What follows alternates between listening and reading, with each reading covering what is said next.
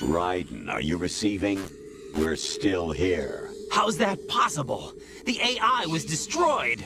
Only GW. Who are you? To begin with, we're not what you'd call human.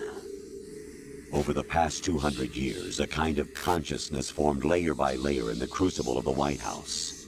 It's not unlike the way life started in the oceans 4 billion years ago. The White House was our primordial soup, a base of evolution. We are formless. We are the very discipline and morality that Americans invoke so often. How can anyone hope to eliminate us? As long as this nation exists, so will we. Cut the crap! If you're immortal, why would you take away individual freedoms and censor the net? Jack, don't be silly. Don't you know that our plans have your interests, not ours, in mind? What? Jack, listen carefully, like a good boy. The mapping of the human genome was completed early this century. As a result, the evolutionary log of the human race lay open to us. We started with genetic engineering, and in the end, we succeeded in digitizing life itself. But there are things not covered by genetic information. What do you mean? Human memories, ideas, culture, history. Genes don't contain any record of human history. Is it something that should not be passed on? Should that information be left at the mercy of nature? We've always kept records of our lives, through words, pictures, symbols, from tablets to books. But not all the information was inherited by later generations. A small percentage of the whole was selected and processed, then passed on. Not unlike genes, really. That's what history is, Jack. But in the current digitized world, trivial information is accumulating every second, preserved in all its triteness.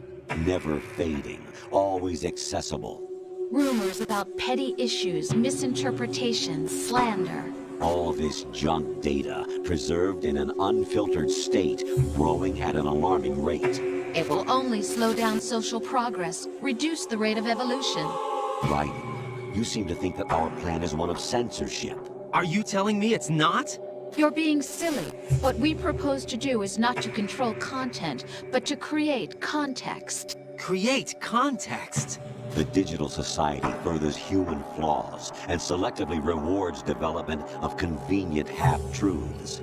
Just look at the strange juxtapositions of morality around you. Billions spent on new weapons in order to humanely murder other humans. Rights of criminals are given more respect than the privacy of their victims. Although there are people suffering in poverty, huge donations are made to protect endangered species. Everyone grows up being told the same thing. Be nice to other people. But beat out the competition. You're special. Believe in yourself and you will succeed. But it's obvious from the start that only a few can succeed. You exercise your right to freedom, and this is the result. All rhetoric to avoid conflict and protect each other from hurt. The untested truths, spun by different interests, continue to churn and accumulate in the sandbox of political correctness and value systems. Everyone withdraws into their own small gated community, afraid of a larger forum. They stay inside their little ponds, leaking whatever truth suits them into the growing cesspool of society at large. The different cardinal truths neither clash nor mesh. No one is invalidated, but nobody is right. Not even natural selection can take place here. The world is being engulfed in truth. And this is the way the world ends. Not with a bang, but a whimper. We're trying to stop that from happening. It's our responsibility as rulers. Just as in genetics, unnecessary information and memory must be filtered out to stimulate the evolution of the species. And you think you're qualified to decide what's necessary and not? Absolutely. Who else could wade through the sea of garbage you people produce, retrieve valuable truths, and even interpret their meaning for later generations? That's what it means to create context. I'll decide for myself what to believe and what to pass on. But is that even your own idea? Or something Snake told you.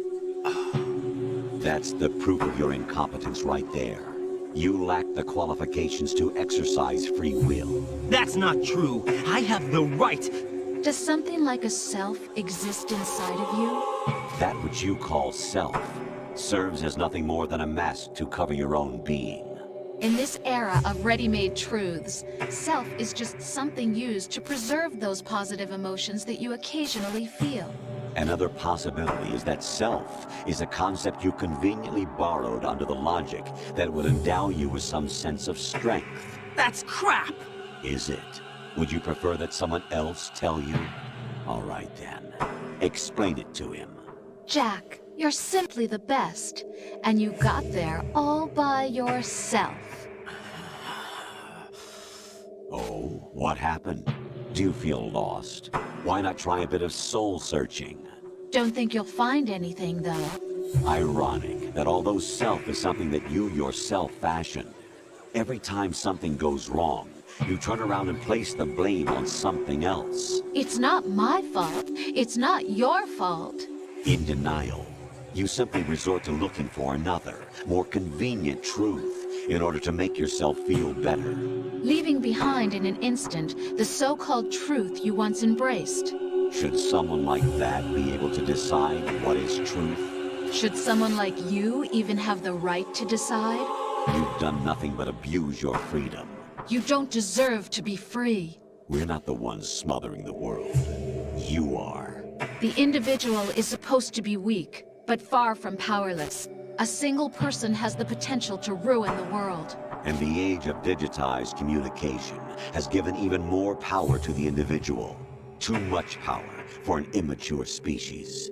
Building a legacy involves figuring out what is wanted and what needs to be done for that goal. All this you used to struggle with.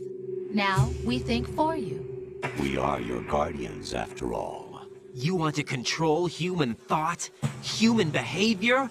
Of course. Anything can be quantified nowadays. That's what this exercise was designed to prove. You fell in love with me just as you were meant to, after all. Isn't that right, Jack? Ocelot was not told the whole truth, to say the least. We rule an entire nation. Of what interest would a single soldier, no matter how able, be to us? The S3 plan does not stand for solid snake simulation. What it does stand for is selection for societal sanity. The S3 is a system for controlling human will and consciousness. S3 is not you, a soldier trained in the image of Solid Snake. It is a method, a protocol that created a circumstance that made you what you are. So you see, we're the S3, not you.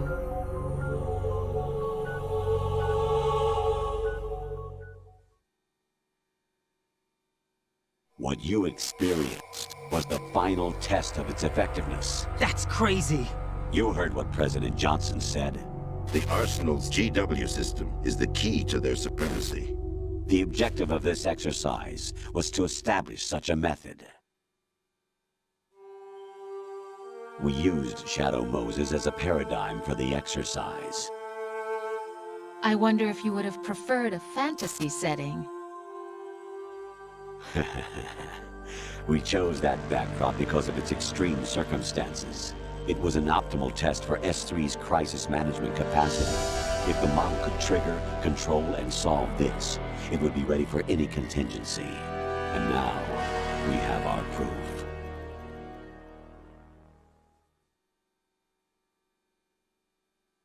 Raiden, there are also reasons behind your selection. Solidus raised plenty of other child soldiers. Do you know why we chose you over them? It was because you were the only one who refused to acknowledge the past. All the others remember what they were and pay for it daily. But you turn your back on everything you don't like. You do whatever you like, see only the things you like, and for yourself alone. Yes, Rose can attest to that. You refused to see me for what I was. I lied to you, but I wanted to be caught. You pretended to be understanding, to be a gentleman.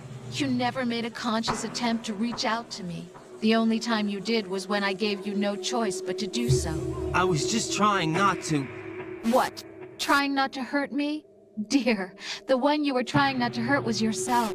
Avoiding the truth under the guise of kindness is all that you did. It occurred to you to do nothing but look out for yourself. Even if you claim that it was for my sake, that feeling was nowhere to be seen. In the end, everything was for your sake. I was never part of the picture. Exactly right. So you see, you're a perfect representative of the masses we need to protect. This is why we chose you. You accepted the fiction we've provided, obeyed our orders, and did everything you were told to. The exercise is a resounding success. Didn't I tell you that GW was still incomplete?